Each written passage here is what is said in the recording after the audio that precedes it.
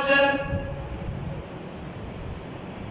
ওয়াতাকাদ্দুমু ইলা সাফিল আউয়াল আফদালু সুবহানাল্লাহ সুবহানাল্লাহ। বেশি চেষ্টা করবা প্রথম কাতারে নামাজ আদায় করার জন্য। আল্লাহু আকবার। আরেকটা হাদিস আছে আমার নবীজি বলেছে আমার উপর যদি জানতো প্রথম রাকাতে কি সওয়াব। আল্লাহু আকবার। আল্লাহু আকবার। কোন কাতারে? প্রথম কাতারে।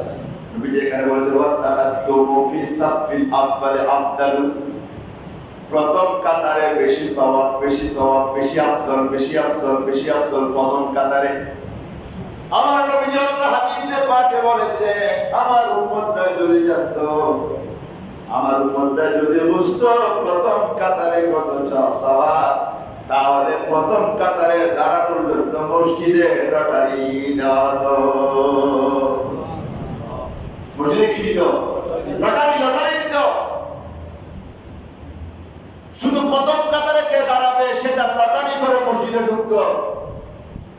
আর এখন আমরা পিছের কাতারে বসে থাকি যাতে তাড়াতাড়ি বাইরে যেত, কারণ সামনের কাতারে বলতে তো বাইরে একটু কষ্ট হবে, ঠিক না? অনেকে আছে আমাদের চিন্তা ভাবনা অনেক দেখেন নবীজি বলে দিয়েছেন তোমরা প্রথম কাতারে নামাজ পড়ার জন্য বেশি চেষ্টা করবা। আল্লাহু আকবার।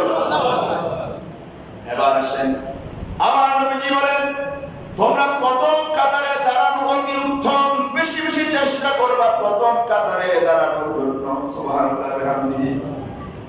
এরপরে আমার নবীজি বলেন ওয়া আলাইকুম বিল মুবাদা ওয়া আলাইকুম বিল মুবাদারাতি মা'আল ইমাম বি'ইকতিরানিন নিয়্যতি মা'আত তাকবীর। সুবহানাল্লাহ। আমার নবীজি বলেন উম্মত তোমরা জামাতে পড়বা সেটা ভালো, জামাতকে তোমরা সেবা করবা সেটা খুবই ভালো, উত্তম। তবে বেশি বেশি চেষ্টা করবে ইমামের সাথে আল্লাহু আকবার বলে তাকবীরে তাহরিমা, তাকবীরে উলার মধ্যে নিয়ত করার চেষ্টা করবে। সুবহানাল্লাহ। তাকবীরে উলা মানে বুঝেছেন? অনেক মানুষ মসজিদে সবার আগে এসে ওনার অজানা বশত, অজ্ঞতা বশত, না জানা বশত, না জানার কারণে উনি সবার আগে এসেও উনি ইমামের সাথে আল্লাহু আকবার বলে নিয়তটা করতে পারেন। আমি অনেককে খেয়াল করেছি এবং তারাবির নামাজে বেশি খেয়াল করেছি এগুলো।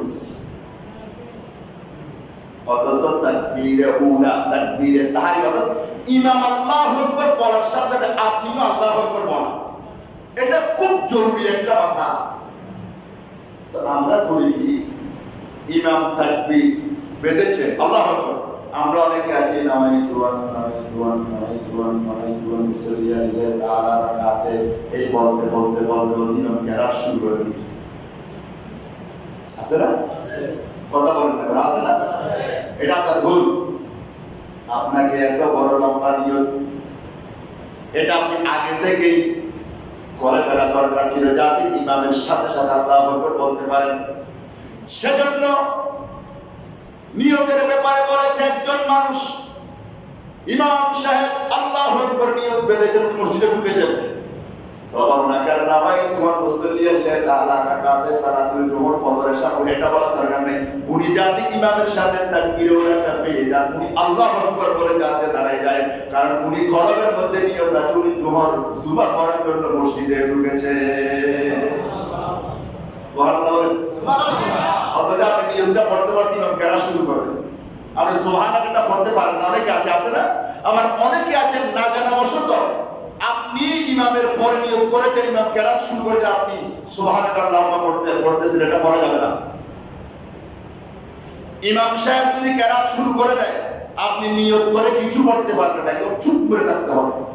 যদি আপনি সুবহানাল্লাহ পড়েন, ইমাম কেরাত করতেছে, আপনি সুবহানাল্লাহ পড়তেছেন, এটা ইমামের সাথে ঝগড়া করা বলছে, ঝগড়া করা। কারণ ইমাম বলতেছে একটা, আপনি বলতেছেন। এগুলো আমাদের জানার দরকার আছে না? এগুলো জানার, এগুলো আমরা বেশিরভাগ মানুষ মসজিদে এসে এই ভুলগুলা করতেছি, বেশিরভাগ মানুষ। তাহলে আমরা কি করবো?